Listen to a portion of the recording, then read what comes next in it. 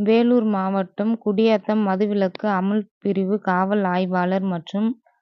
party சகிதம் Pernambut காவல் நிலைய எல்லைக்குட்பட்ட கோட்டாச்சேரி காலனி சேட்டையன் சன் ஆப் சுப்பிரமணி என்பவரது வீட்டில் சுமார் 120 லிட்டர் கள்ள சாராயம்,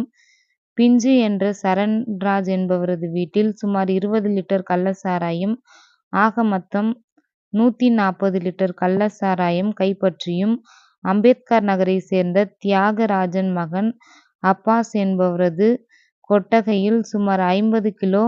வேலம்பட்டை கைப்பற்றியும், மேற்படி கள்ள சாராயத்தையும்